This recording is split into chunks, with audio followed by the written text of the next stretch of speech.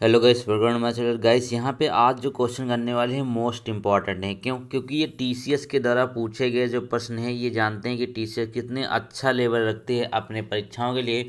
तो उसी के यहाँ पे कुछ प्रश्न हम करने आए हैं जो बहुत ही ज़्यादा रिपीटेड भी होंगे और ये दोबारा फिर पूछे जाएंगे। तो देखिएगा, ये सारे के सारे प्रश्न मोस्ट इंपॉर्टेंट हैं। क्योंकि टीसीएस का लेवल आप जानते हैं कितना बढ़ चुका है। अब वो रिपीटेड प्रश्न यहाँ पर नहीं पूछता है, जैसे कि ये बच्चों वाले आपको लूसेंट वगैरह में मिलते हैं। तो क्वेश्चन नंबर पहला देख लेते हैं। तो कहते हैं कि किस शब्द का अर्थ पालतू कुत्तों का वैज्ञानिक है। पालतू कुत्तों का वैज्ञानिक किसको कहा जाता है? तो याद रखेंगे साइनोलॉजी। क्या साइनोलॉजी जो होता है, इसमें पालतू कुत्तों को बारे में हम इसमें पढ़ते हैं। पालतू कुत्तों का विज्ञान साइनोलॉजी को कहा जाता है। क्वेश्चन नंबर 2 देखेंगे। जितने भी क्वेश्चन कराएं आप लोग बताइएगा कमेंट में जरूर कि प्रश्नों का लेवल कैसा था, आपने कितना अटेम्प्ट यहाँ पे किया है। तो क्वेश्चन नंबर 2 देखिए। तो कहते हैं जो लाल कृमियों में डैश नामक एक संरचना होती है। ठीक है, लाल कृमियों में डैश नामक एक संरचना होती है जो उनको भोजन पीसने में उनकी सहायक करती है। तो क्या होगी? ये आपका हो जाएगा क्या? इसका राइट आंसर होगा पकवास्य गिजर्ड। क्या? पकवास्य गिजर्ड इसका राइट आंसर हो जाएगा। इनको भोजन पीसने में इनकी सहायता करते हैं। क्वेश्चन नंबर अगला देखिए। तो कहते हैं कि वयोवृद्धा स्वतंत्रता सेनानी, समाज सुधारक और नारीवादी सावित्री बाई फुले भारत में निम्नलिखित किस राज्य से हैं? अब सावित्री बाई फुले जिनको इतने नामों से जाना जाता है, एक तो स्वतंत्रता सेनानी थी, वयोवृद्धा, समाज सुधारक भी हैं और नारीवादी सावित्री फुले हैं। तो इनका याद रखेंगे कहाँ की रहने वाली? महाराष्ट्र की। कहाँ की हैं? महाराष्ट्र राज्य की हैं Savitri by Phule. Question number अगला देखेंगे। अगले में कहा गया कि भारत से किसने करतारपुर गलियारे का उद्घाटन किया? अब देखिए, करतारपुर गलियारा बहुत ही फेमस है, अभी ये चल ही रहा है। तो करतारपुर गलियारा कॉरिडोर का उद्घाटन और सिख धर्म के संस्थापक गुरु नानक देव के अंतिम विश्राम स्थल के लिए तीर्थयात्रियों के पहले जत्थे को झंडी दिखाकर रवाना किया। तो किसने किया? ये हो जाएगा नरेंद्र मोदी। किसने? नरेंद्र मोदी ने इसको रवाना किया। ऑप्शन नंबर ए बिल्कुल सही होगा। क्वेश्चन नंबर अगला देखिए। तो कहते हैं जो आपका ठोस कार्बन डाइऑक्साइड होता है, इसका अधिक सामान्य नाम क्या है? ये तो बहुत आसान है, ये कई बार पूछा भी जाता है इसमें। तो क्या हो जाएगा? शुष्क परत। ठीक है, ड्राई आइस जो होती है इसको हम ठोस कार्बन डाइऑक्साइड के नाम से जानते हैं। ड्राई आइस को हम ठोस CO2 के नाम से जानते हैं। क्वेश्चन नंबर अगला देखिए। वीडियो पसंद है तो लाइक भी कर दें, क्योंकि पेपर का जो लेवल पूछे जाते हैं वही हम करा रहे हैं। तो कहते हैं क्वेश्चन नंबर 6 में कि निम्नलिखित में से कौन सी संस्था भारत में रेपो रेट और रिवर्स रेपो रेट निर्धारित करता है? अब रेपो रेट और रिवर्स रेपो नेट दर किसके द्वारा निर्धारित की जाती है? तो याद रखेंगे ये आपका हो जाएगा RBI। ठीक है, RBI के द्वारा ही यहाँ पर आपकी रेपो रेट हो या फिर रिवर्स रेपो रेट हो, ये निर्धारित करी जाती है। तो आपका right answer option number c हो जाएगा। और यहाँ पे एक देखिए, मौद्रिक नीति जो होती है ना, वो भी RBI के द्वारा ही जारी की जाती है। कौन सी? मौद्रिक नीति भी RBI के द्वारा ही जारी करी जाती है। क्वेश्चन नंबर अगला देखेंगे। तो इसमें कहते हैं कि विजयनगर की राजधानी प्राचीन शहर हम्पी के खंडहर वर्तमान में भारतीय राज्य में स्थित है। अब विजयनगर की आपने तो बात सुनी होगी।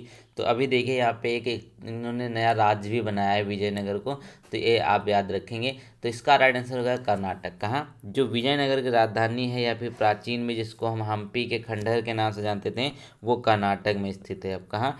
कर्नाटक में स्थित है। क्वेश्चन नंबर अगला देखेंगे। तो कहते हैं यहाँ पर कि जो आपका बहुसर्जक भारतीय चित्रकार है ना, मकबूल फिदा हुसैन ने अपनी चित्रकलाओं में जीवंत और मुक्त आत्मा का चित्रण करने के लिए निम्नलिखित में से किस पशु का मुख्य रूप से प्रयोग किया? देखिए कितना अच्छा प्रश्न पूछता है टीसीएस, यहाँ पे कोई अंदाजा नहीं लगा सकता है इसको। तो अब देखिएगा, तो इसका जो राइट आंसर होगा क्वेश्चन नंबर 8 का हो जाएगा घोड़ों का। क्या? घोड़ों का इसका राइट आंसर हो जाएगा। तो ये क्या करते हैं? घोड़ों का इसका राइट आंसर होगा। ऑप्शन नंबर बी बिल्कुल सही होगा। क्वेश्चन नंबर अगला देखिए। तो कहते हैं कि अरब दुनिया में सबसे लंबे समय तक शासन करने वाले शांति कूटनीति के लिए ख्याति प्राप्त डैश सुल्तान कबूस बिन सईद का हाल ही में निधन हो गया। तो कहाँ के रहने वाले थे? याद रखेंगे ओमान के। कौन? ओमान के रहने वाले हैं। ज़्यादा पुराना हुआ नहीं है, 2020 का ये, तो पूछा जा सकता है। तो सुल्तान कबूस बिन सईद आल जो थे, इनका निधन हो गया। कहाँ के रहने वाले थे? ओमान के। चलिए क्वेश्चन नंबर अगला देखिए। तो कहते हैं उस भौतिक वैज्ञानिक का नाम बताएं जिसे न्यूट्रॉन की खोज का श्रेय दिया जाता है। 1932 की इस खोज के कारण उन्हें नोबेल पुरस्कार भी मिला था। ठीक है, इन्होंने न्यूट्रॉन की खोज करी थी और इनको नोबेल पुरस्कार भी 1932 में दिया गया। तो कौन हो जाएंगे? वो हो जाएंगे यहाँ पे चैडविक। क्या? चैडविक इसके हो जाएंगे। इस तरीके से आप इसको याद भी कर सकते हैं। छोटी सी ट्रिक होती है, ईंट पर नाचे वाला। ठीक, ईंट पर नाचे वाला कैसे करते हैं इसको? देखिए, ई ई से मतलब क्या है? इलेक्ट्रॉन। किसने की थी? थॉमसन ने की थी। टी से हो जाएगा। ठीक है, यहाँ पे क्या हो जाएगा? प्रोटॉन। प्रोटॉन किसने करी थी? रदरफोर्ड ने करी थी। अब नाइट इससे क्या होगा? न्यूट्रॉन होगा। अब यहाँ पे चा से क्या होगा? चैडविक हो जाएगा। तो ये ट्रिक है छोटी सी, आप तीनों को याद कर सकते आराम से। चलिए क्वेश्चन नंबर अगला देखेंगे। अगले में कहा गया कि निम्नलिखित में से कौन सी पुस्तक सलमान रश्दी के द्वारा नहीं लिखी गई? अब पुस्तक है कि जो सलमान रश्दी के द्वारा नहीं लिखी गई, ये आपको बताना है। तो क्वेश्चन नंबर 11 में अगर आप ध्यान से देखें तो इसमें एक मिडनाइट चिल्ड्रन, ये सलमान रश्दी की पुस्तक है। और यहाँ पे इसके बाद हो जाएगा सेम और द सैटेनिक वर्सेस। क्या ये तीनों लिखेंगे? लेकिन एन एरिया ऑफ डार्कनेस जो है ये सलमान रश्दी के द्वारा नहीं लिखी गई। तो ऑप्शन नंबर 20 का बिल्कुल सही होगा। क्वेश्चन नंबर अगला देखिए। तो कहते हैं कि पर्यटक स्थल अरकू घाटी दक्षिण भारत में निम्नलिखित में से किस शहर के निकट स्थित है? ठीक है, पर्यटक स्थल अरकू घाटी दक्षिण भारत के निम्नलिखित में से किस शहर के निकट स्थित है? तो कहाँ है ये? विशाखापट्टनम में स्थित है। कहाँ? विशाखापट्टनम इसका राइट आंसर है, यहाँ पर स्थित है। ऑप्शन नंबर बी बिल्कुल इसका सही होगा। चलिए क्वेश्चन नंबर अगला देखेंगे। तो इसमें कहते हैं निम्नलिखित में से किस खेल के लिए द्रोणावल्ली हरिका को प्रतिष्ठित पद्मश्री पुरस्कार से सम्मानित किया गया? अब जब पद्मश्री पुरस्कार दिया गया, वहाँ पर एक खेल है, ठीक है, जिसके लिए द्रोणावल्ली हरिका को पद्मश्री से सम्मानित किया गया है। तो ये कौन से हो जाएंगे? किससे संबंधित हैं? शतरंज से। याद रखेंगे, शतरंज से संबंधित। ऑप्शन नंबर यहाँ पर ए बिल्कुल सही हो जाएगा। क्वेश्चन नंबर अगला देखेंगे यहाँ पर। तो कहते हैं कि जनवरी 2020 तक श्री भूपेश बघेल निम्नलिखित में से किस राज्य के मुख्यमंत्री? तो अभी भी हैं। तो याद रखेंगे कहाँ के हैं? ये छत्तीसगढ़ के। कौन? भूपेश बघेल, ये छत्तीसगढ़ के हैं। क्वेश्चन नंबर अगला देखेंगे। तो इसमें कहते हैं यहाँ पे कि लगभग 600 वर्षों तक पर्यटक रहने के बाद सांची की खोज किस वर्ष की गई थी? ठीक है, 600 वर्षों तक पर्यटक रहने के बाद जो सांची की खोज करी गई थी वो करी गई थी 1818 में। कब? 1818 में इसकी खोज करी गई थी। क्वेश्चन नंबर अगला देखिए। तो कहते हैं लगातार 4 टेस्ट श्रृंखलाओं में दोहरा शतक बनाने वाले पहले और वर्तमान में एक बल्लेबाज कौन है? ठीक है, तो देखिएगा ये कौन से हैं अभी हाल ही में? ये है विराट कोहली। ये लगातार 4 टेस्ट श्रृंखलाओं में इन्होंने दोहरे शतक मारे थे। ठीक है, याद रखेंगे। फिलहाल तो बहुत साल से शतक ही नहीं आया। क्वेश्चन नंबर अगला देखिए। तो कहते हैं उस मीडिया कंपनी का नाम बताएं जिसने 21वीं सेंचुरी यानी कि फॉक्स को प्रसिद्ध स्टूडियो खरीद लिया है। ठीक है, यहाँ पे देखेंगे जो आपकी 21st सेंचुरी फॉक्स है उसका भी स्टूडियो उन्होंने खरीद लिया। तो किसने खरीदा है? डिज्नी ने खरीदा। याद रखेंगे, डिज्नी ने खरीदा है। बहुत ही बड़ी कंपनी है ये मूवी में। क्वेश्चन नंबर अगला देखिए। तो कहते हैं सर थॉमस रो इंग्लैंड के किंग जेम्स प्रथम के आधिकारिक राजदूत के रूप में किस मुगल सम्राट के दरबार में आए थे? तो याद रखेंगे ये आपका क्या होगा? जहांगीर। कौन? जो इंग्लैंड के किंग्स थे जेम्स प्रथम, ये कहाँ आए थे? जहांगीर के दरबार में आए थे सबसे पहले। याद रखेंगे।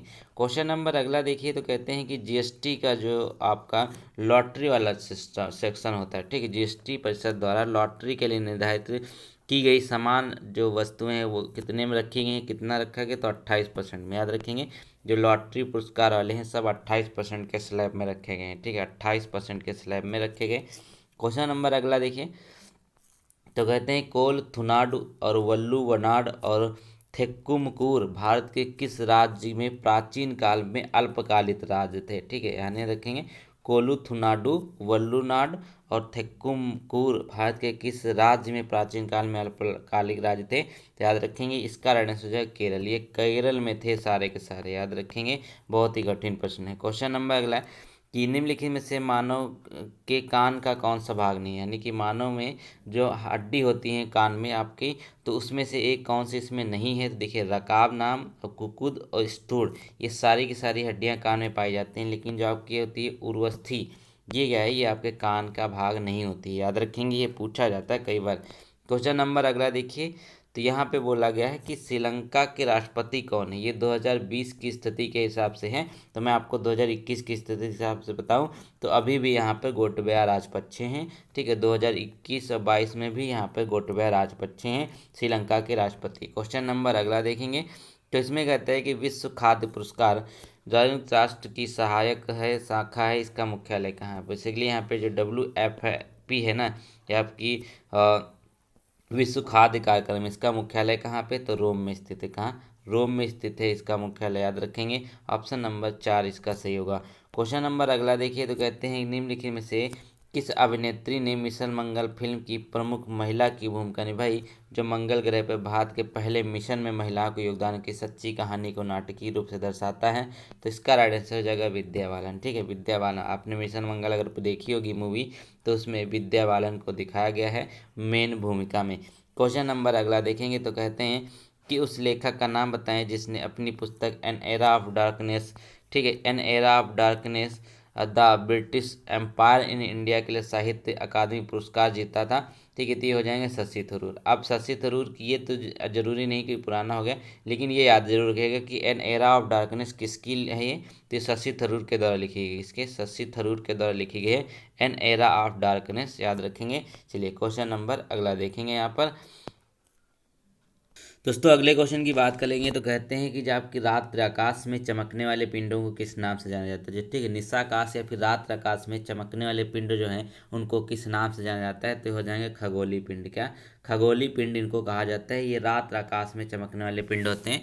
क्वेश्चन नंबर अगला देखेंगे यहाँ पे, तो कहते हैं कि निम्नलिखित में से किस राज्य में माधवपुर मेला लगाया जाता है। ठीक है, कौन सा राज्य है जहाँ पर माधवपुर मेला लगता है, तो याद रखेंगे गुजरात में। कहाँ, गुजरात इसका राइट आंसर हो जाएगा। यहाँ पर माधवपुर मेला लगता है। क्वेश्चन नंबर अगला देखेंगे यहाँ पर, अगर क्वेश्चन नंबर 4 की बात कर लेंगे, तो ये 2020 का क्वेश्चन है, लेकिन हम इसको देख लेंगे एक बार नज़र से। तो विंग्स इंडिया 2020 का आयोजन निम्नलिखित हवाई अड्डों में किस हवाई अड्डे पर होना निर्धारित किया गया, यानी कि किस हवाई अड्डे पर किया गया ये विंग्स इंडिया का, तो कहाँ, बेगमपेट हवाई अड्डे। कहाँ, बेगमपेट हवाई अड्डे पे। क्वेश्चन नंबर अगला देखिए, कहते हैं निम्नलिखित में से किससे पहले द लेडी विलिंगटन पार्क के रूप में जाना था। ठीक है, कौन से पहले जो हैं जिनको द लेडी विलिंगटन पार्क के रूप में जाना जाता था, तो हो जाएंगे लोधी गार्डन्स को। किसको, लोधी गार्डन्स को या द लेडी विलिंगटन पार्क के नाम से जाना जाता है। ऑप्शन नंबर इसका बी बिल्कुल सही हो जाएगा। देखिए पेपर का लेवल यहाँ पे कैसा पूछता है TCS। क्वेश्चन नंबर अगला देखें, तो कहते हैं कि निम्नलिखित त्योहारों पर किसका अर्थ मेरी मेकिंग ऑफ द गॉड्स है। ठीक है, मेरी मेकिंग ऑफ द गॉड्स है, तो ये किसका अर्थ होता है, तो याद रखेंगे लाई हरोबा। लाई हरोबा जो एक त्यौहार है उसका यहाँ पर अर्थ जो होता है वो होता है बेसिकली मेरी मेकिंग ऑफ द गॉड्स, याद रखेंगे। चलिए क्वेश्चन नंबर अगला देखें। एक चीज़ जान लीजिएगा, ये मनाया कहाँ जाता है, मणिपुर में। कहाँ, मणिपुर में मनाया जाता है लाई हरोबा। चलिए क्वेश्चन नंबर अगला देखेंगे यहाँ पर। अगले में कहते हैं कि हर्यक वंश का शासक अजातशत्रु किसका पुत्र था। ठीक, हर्यक वंश का शासक जो अजातशत्रु था ये किसका पुत्र था, तो आसान ही हो जाएंगे बिंबिसार। ठीक है, किसका, आजाद शत्रु ये किसका था, बिंबिसार का, याद रखेंगे। चलिए क्वेश्चन नंबर अगला देखेंगे, तो कहते हैं निम्नलिखित में से कौन कशेरुकी प्राणी नहीं है। इसमें से कौन सा एक कशेरुकी प्राणी नहीं है ये पूछा गया है। तो क्वेश्चन नंबर 8 का राइट आंसर क्या होगा, घोंघा हो जाएगा। क्या, घोंघा जो है ये कशेरुकी नहीं है। बाकी देखें अगर पक्षी, स्तनधारी, मछली, सारे के सारे कशेरुकी प्राणी में आते हैं।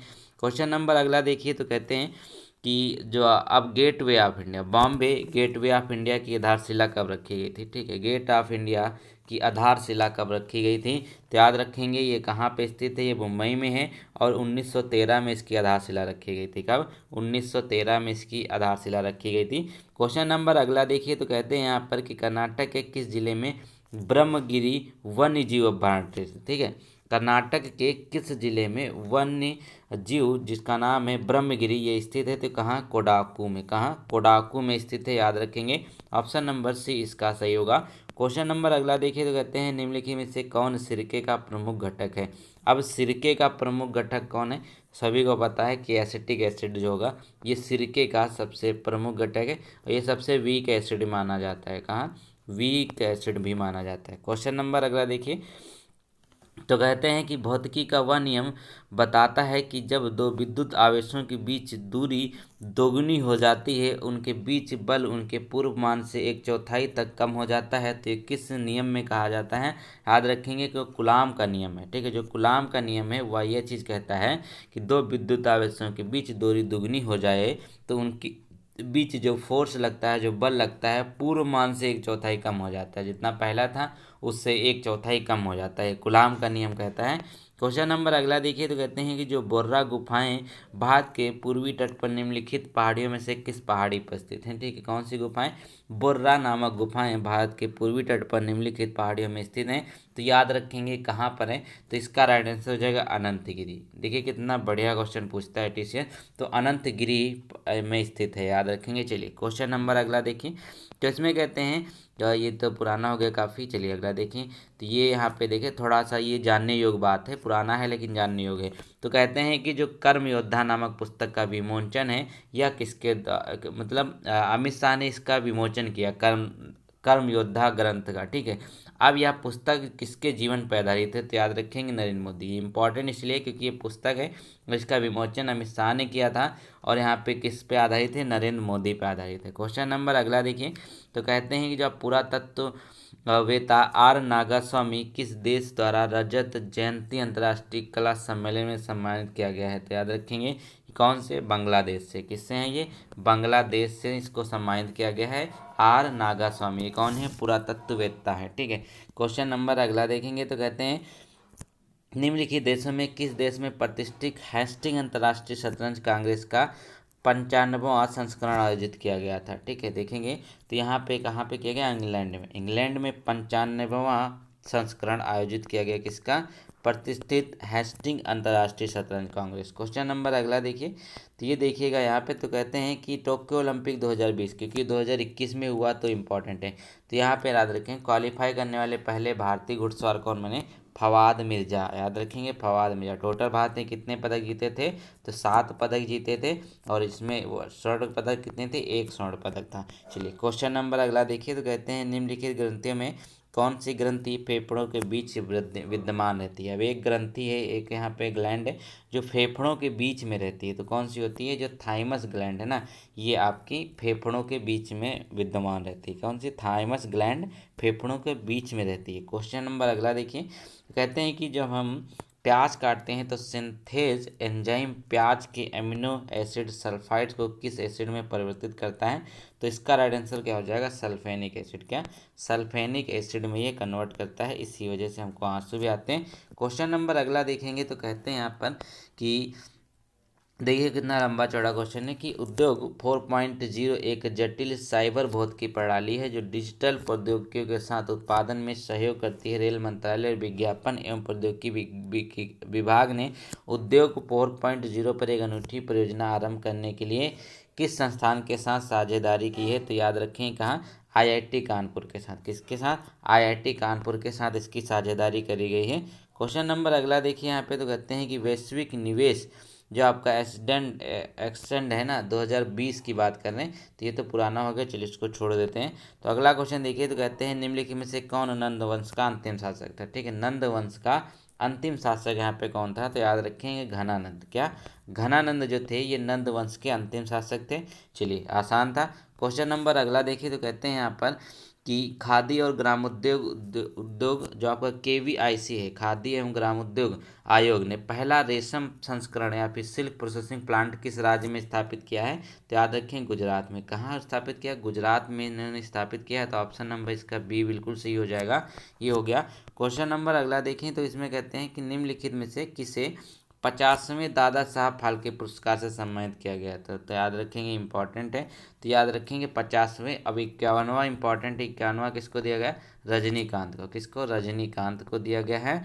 ठीक है, इंपॉर्टेंट है। चलिए क्वेश्चन नंबर अगला देख लेंगे, तो आज वीडियो में इतना ही करेंगे क्वेश्चन। ठीक है, जितने भी क्वेश्चन हमने किए TCS के द्वारा कराए गए हैं, बहुत ही इंपॉर्टेंट GS के क्वेश्चन थे। आपने देखा भी उनका लेवल कैसा है। तो उम्मीद है आपको वीडियो पसंद आई होगी। वीडियो पसंद आई तो इसको लाइक कर सकते हैं, चैनल को सब्सक्राइब कर सकते हैं, और आपने कितना इसमें सही किया हमको ज़रूर कमेंट बताएं। अगर मन हो तो। मैं थैंक यू सो मच।